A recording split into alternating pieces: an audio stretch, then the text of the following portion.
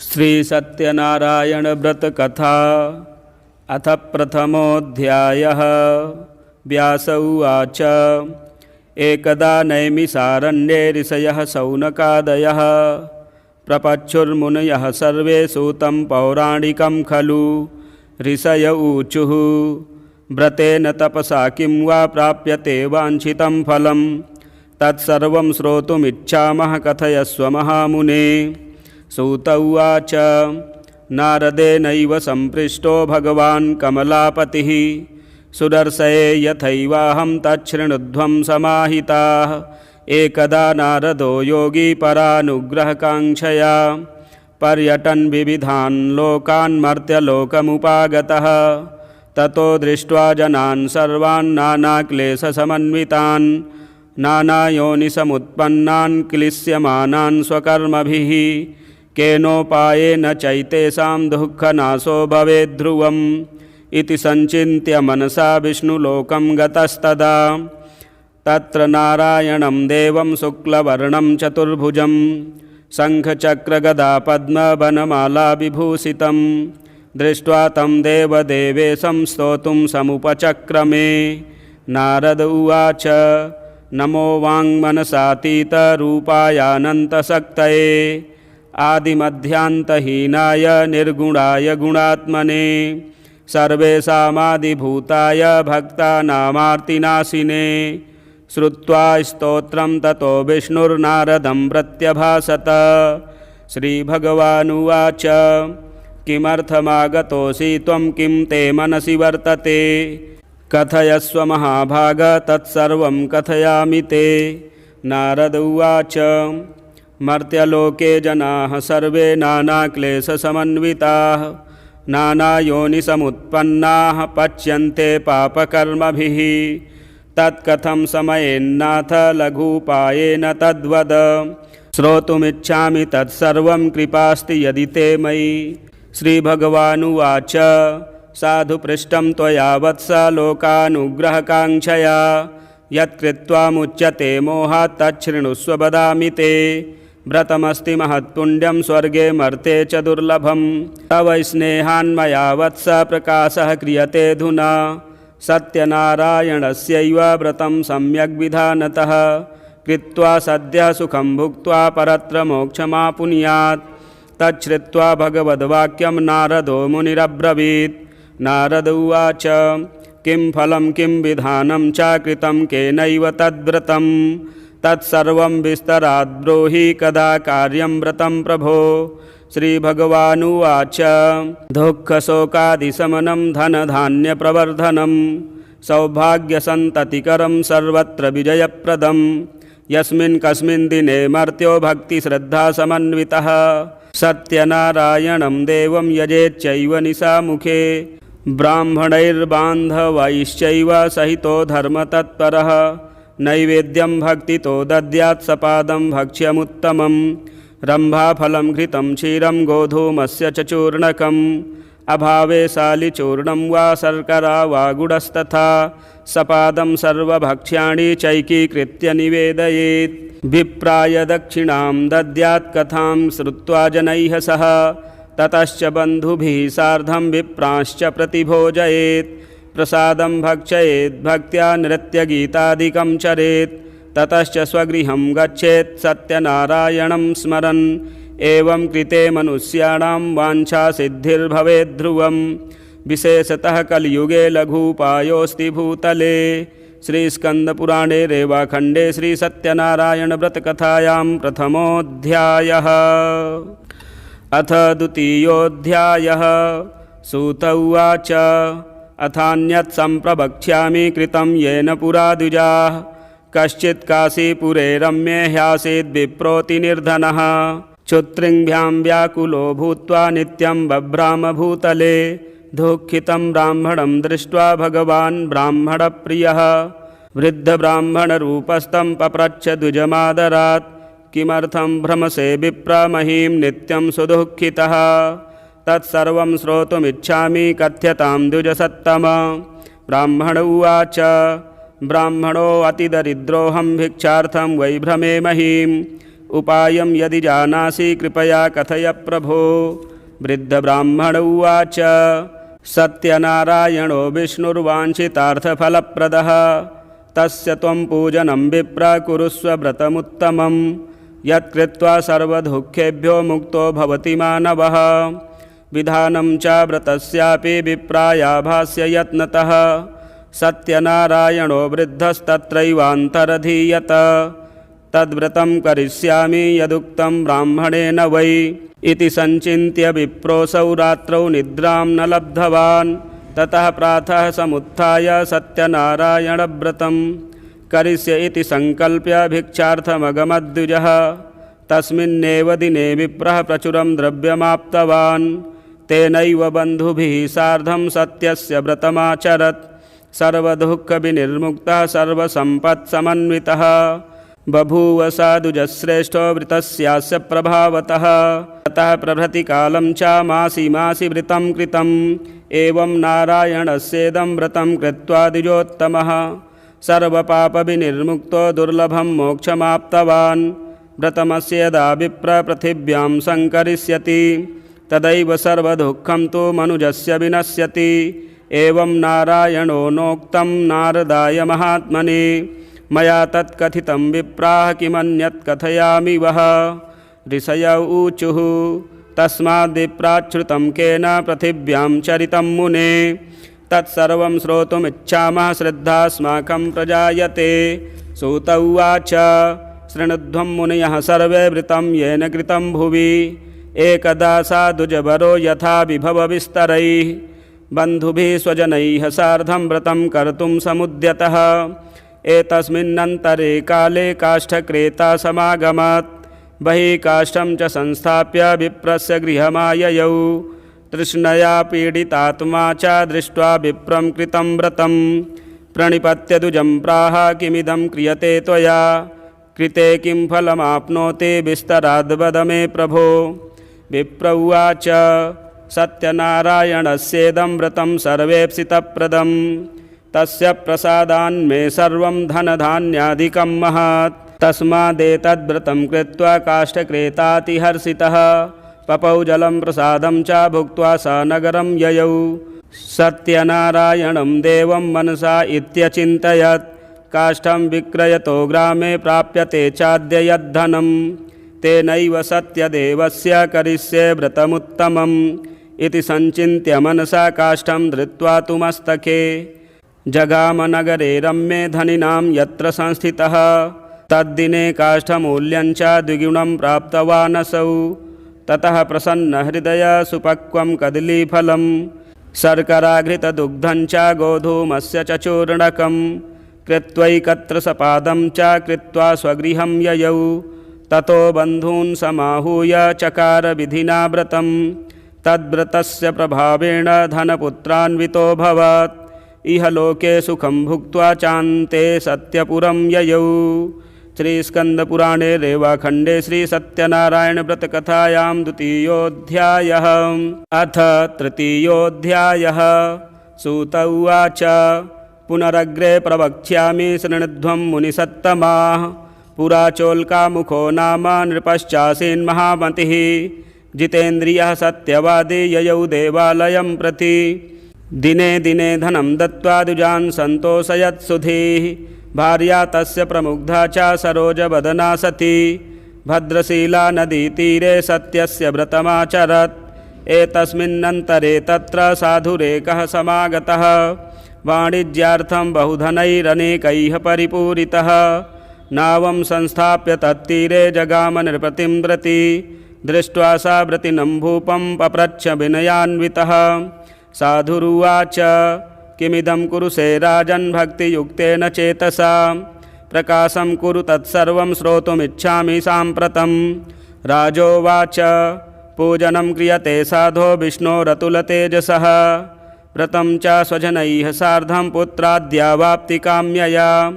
भूपस्य वचनं श्रुत्वा साधु प्रोवाच सादरं सर्वं कथय मे राजन् करिष्येऽहं तवोदितं। ममापि सन्ततिर्नास्ति हेतस्माज्जायते ध्रुवं।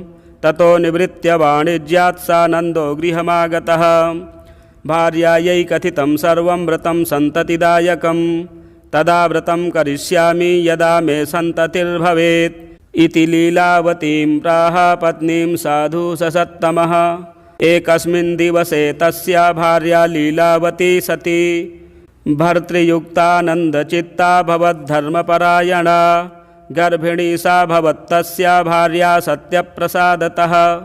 दशमे मासि वै तस्याः कन्या रत्नमजायत। दिने दिने सववृधे शुक्लपक्षे यथा शशि नाम्ना कलावती चेति तन्नामकरणं कृतं। ततो लीलावती प्राह स्वामिनं मधुरं वचः न करोषि किमर्थं वै पुरा सङ्कल्पितं व्रतं। साधुरुवाच विवाहसमये त्वस्याः करिष्यामि व्रतं प्रिये इति भार्यां समाश्वास्य जगाम नगरं प्रति। ततः कलावती कन्या विवृधे पितृवेश्मनि दृष्ट्वा कन्यां ततः साधुर्नगरे सखिभिः सह मन्त्रयित्वा द्रुतं दूतं प्रेषयामास धर्मवित्। विवाहार्थं च कन्याया वरं श्रेष्ठं विचारय। तेनाज्ञप्तश्च दूतोऽसौ काञ्चनं नगरं ययौ। तस्मादेकं वणिक्पुत्रं समादायागतो हि सः। दृष्ट्वा तु सुन्दरं बालं वणिक्पुत्रं गुणान्वितं ज्ञातिभिर्बन्धुभिः सार्धं परितुष्टेन चेतसा दत्तवान् साधुपुत्राय कन्यां विधिविधानतः। ततो भाग्यवशात्तेन विस्मृतं व्रतमुत्तमं विवाहसमये तस्यास्तेन रुष्टो भवत्प्रभुः।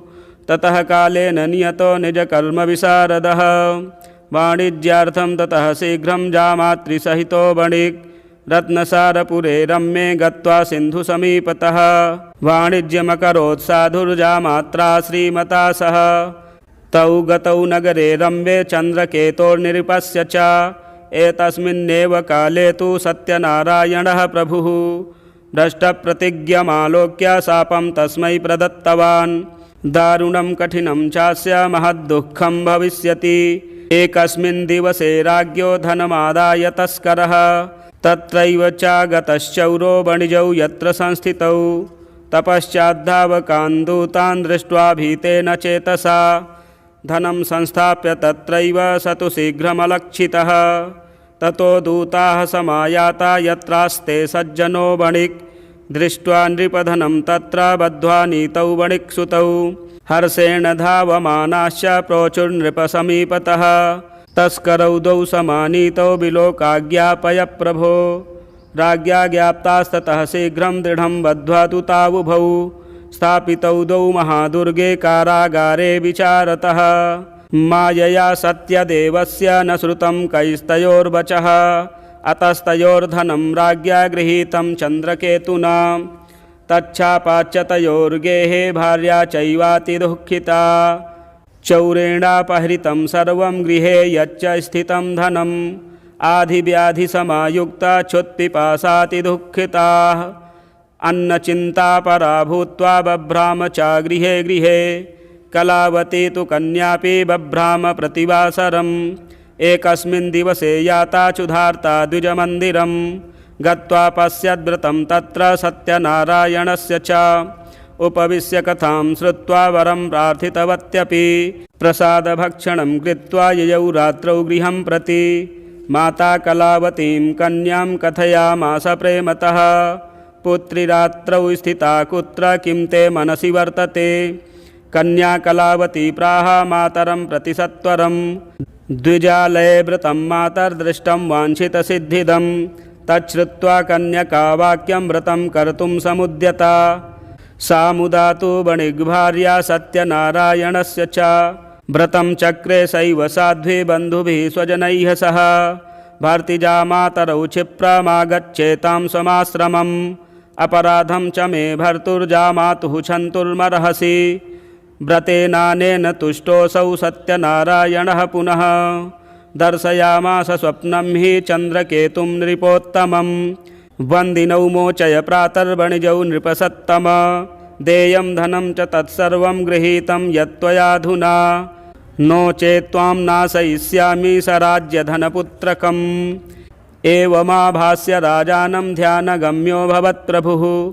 ततः प्रभातसमये राजा च स्वजनैः सह उपविश्य सभामध्ये प्राह स्वप्नं जनं प्रति बद्धौ महाजनौ शीघ्रं मोचयिदौ वणिक्सुतौ इति राज्ञो वचः श्रुत्वा मोचयित्वा महाजनौ समानीय नृपास्याग्रे प्राहुस्ते विनयान्विताः आनीतौ द्वौ वणिक्पुत्रौ मुक्तौ निगडबन्धनात् ततो महाजनौ नत्वा चन्द्रकेतुं नृपोत्तमम् स्मरन्तौ पूर्ववृत्तान्तं नो चतुर्भयविह्वलौ राजा वणिक्सुतौ वीक्ष्य वचः प्रोवाच सादरं दैवात् प्राप्तं महद्दुःखमिदानीं नास्ति वै भयं तदा निगडसन्त्यागं क्षौरकर्माद्यकारयात् वस्त्रालङ्कारकं दत्त्वा परितोष्य नृपश्चतौ पुरस्कृत्य वणिक्पुत्रौ वचसा तोषयद्भृशं पुरा नीतं तु यद्द्रव्यं दुग्णीकृत्य दत्तवान् प्रोवाच च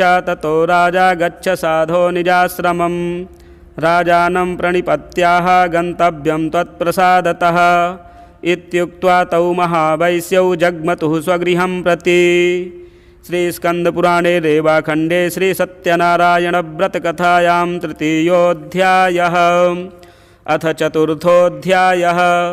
सूत उवाच यात्रां तु कृतवान् साधुर्मङ्गलायनपूर्विकां ब्राह्मणेभ्यो धनं दत्त्वा तदा तु नगरं ययौ कियद्दूरे गते साधौ सत्यनारायणः प्रभुः जिज्ञासां कृतवान् साधो किमस्ति तव नौ स्थितं ततो महाजनौ मत्तौ हेलया चाप्रहस्य वै कथं प्रक्षसि भो दण्डिन्मुद्रां नेतुं किमिच्छसि लतापत्रादिकं चैव वर्तते तरणौ मम निष्ठुरं च वचः श्रुत्वा सत्यं भवतु ते वचः एवमुक्त्वा गतः शीघ्रं दण्डी तस्य समीपतः कियद्दूरे ततो गत्वा स्थितः सिन्धुसमीपतः गते दण्डिनि साधुश्च कृतनित्यक्रियस्तदा उत्थितां तरणीं दृष्ट्वा विस्मयं परमं ययौ दृष्ट्वा लतादिकं चैव मूर्छितो न्यपतद्भुवि लब्धसंज्ञो वणिक्पुत्रस्ततश्चिन्तान्वितोऽभवत्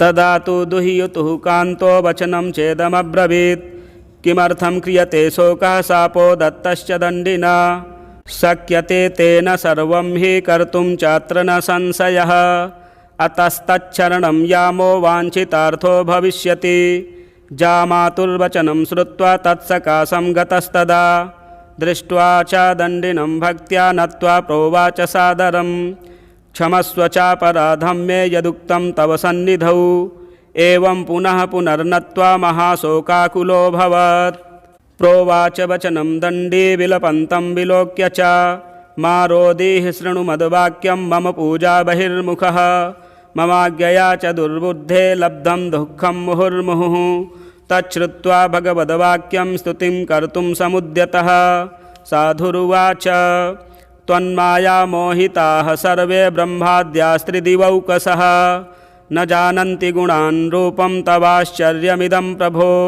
मूढोऽहं त्वां कथं जाने मोहितस्तव मायया प्रसीद पूजयिष्यामि यथा विभवविस्तरैः पुरा वित्तं च तत्सर्वं त्राहि मां शरणागतं श्रुत्वा भक्तियुतं वाक्यं परितुष्टो जनार्दनः वरं च वाञ्छितं दत्त्वा तत्रैवान्तरदधे हरिः ततो नावं समारुह्य दृष्ट्वा वित्तप्रपूरितां कृपया सत्यदेवस्य सफलं वाञ्छितं मम इत्युक्त्वा स्वजनैः सार्धं पूजां कृत्वा यथाविधि हर्षेण च भवत्पूर्णः सत्यदेवप्रसादतः नावं संयोज्य यत्नेन स्वदेशगमनं कृतं साधुर्जामातरं प्राह पश्य रत्नपुरीं मम दूतं च प्रेषयामास निजवित्तस्य रक्षकम् ततोऽसौ नगरं गत्वा साधुभार्यां विलोक्य च प्रोवाच वाञ्छितं वाक्यं नत्वा बद्धाञ्जलिस्तदा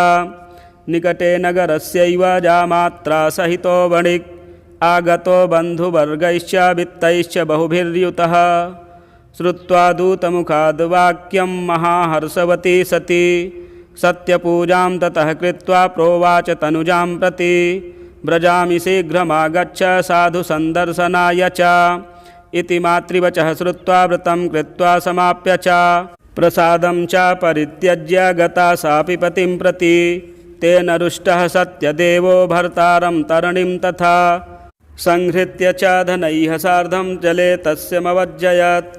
ततः कलावती कन्या नाविलोक्य निजं पतिं शोकेन महता तत्र रुदन्ती चापतद्भुवि।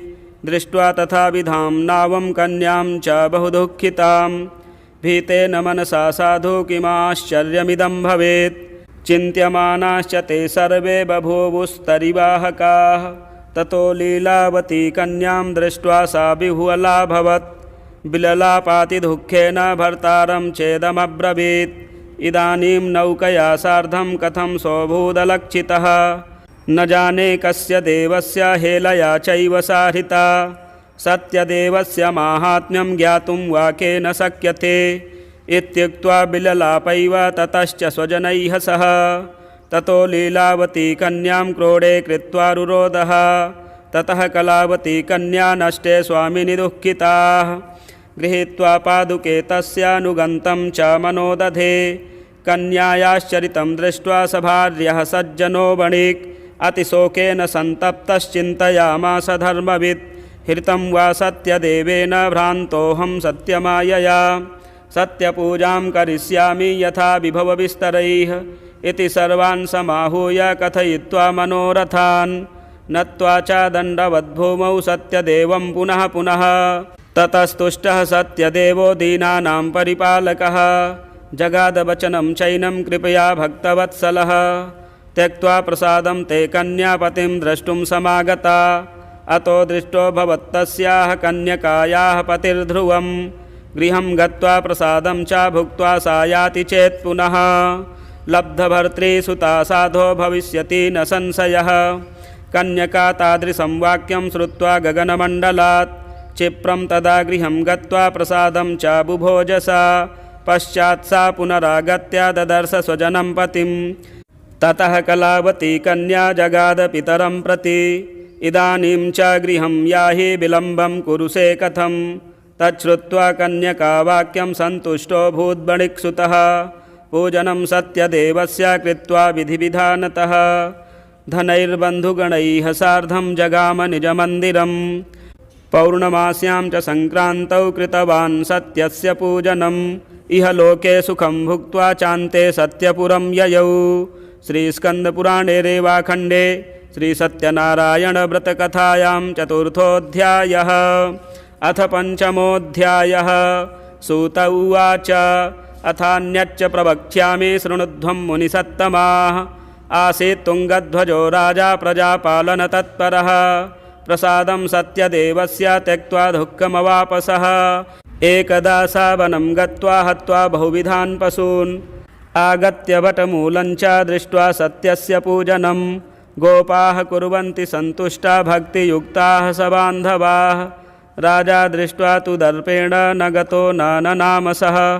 ततो गोपगणाः सर्वे प्रसादं नृपसन्निधौ संस्थाप्य पुनरागत्य भुक्त्वा सर्वे यथेप्सितं। ततः प्रसादं सन्त्यज्य राजा दुःखमवापसः। तस्य पुत्रशतं नष्टं धनधान्यादिकं च यत् सत्यदेवेन तत्सर्वं नाशितं मम निश्चितम्। अतस्तत्रैव गच्छामि यत्र देवस्य पूजनं मनसा तु विनिश्चिन्त्य ययौ गोपालसन्निधौ। ततोऽसौ सत्यदेवस्य पूजां गोपगणैः सह भक्तिश्रद्धान्वितो भूत्वा चकार विधिना नृपः। सत्यदेवप्रसादेन धनपुत्रान्वितोऽभवत्। इह लोके सुखं भुक्त्वा चान्ते सत्यपुरं ययौ। य इदं कुरुते सत्यव्रतं परमदुर्लभं शृणोति च कथां पुण्यां भक्तियुक्तः फलप्रदां। धनधान्यादिकं तस्य भवेत् सत्यप्रसादतः। दरिद्रो लभते वित्तं बद्धो मुच्येत बन्धनात्। भीतो भयातमुच्येत सत्यमेव न संशयः। एप्सितं च फलं भुक्त्वा चान्ते सत्यपुरं व्रजेत्। इति वः कथितं विप्राः सत्यनारायणव्रतं यत्कृत्वा सर्वदुःखेभ्यो मुक्तो भवति मानवः। विशेषतः कलियुगे सत्यपूजा फलप्रदा। केचित् कालं वदिष्यन्ति सत्यमीशं तमेव च सत्यनारायणं केचित् सत्यदेवं तथा परे नानारूपधरो भूत्वा सर्वेषामीप्सितप्रदं। य इदं पठते नित्यं शृणोति मुनिसत्तमाः तस्य नश्यन्ति पापानि सत्यदेवप्रसादतः। व्रतं यैस्तु कृतं पूर्वं सत्यनारायणस्य च तेषां त्वपरजन्मानि कथयामि मुनीश्वराः। सतानन्दो महाप्राज्ञः सुदामा ब्राह्मणो ह्यभूत् तस्मिन् जन्मनि श्रीकृष्णं ध्यात्वा मोक्षमवापः। काष्ठभारवहो भिल्लो गुहराजो बभूवः तस्मिन् जन्मनि श्रीरामं सेव्य मोक्षं जगाम वै। उल्कामुखो महाराजो नृपो दशरथोऽभवत् श्रीरङ्गनाथं सम्पूज्य श्रीवैकुण्ठं तदागमत्। धार्मिका सत्यसन्धश्च साधुर्मोरध्वजोऽभवत् देहार्धं क्रकचैश्चित्वा दत्त्वा मोक्षमवापः। तुङ्गध्वजो महाराजः स्वयंभुवोऽभवत् किल सर्वान् भागवतान् कृत्वा श्रीवैकुण्ठं तदागमत्। भूत्वा गोपाश्च ते सर्वे व्रजमण्डलवासिनः निहत्य राक्षसान् सर्वान् गोलोकं तु तदा ययुः। श्रीस्कन्दपुराणे रेवाखण्डे श्रीसत्यनारायणव्रतकथायां पञ्चमोऽध्यायः। जय जय श्रीसत्यनारायणार्पणमस्तु।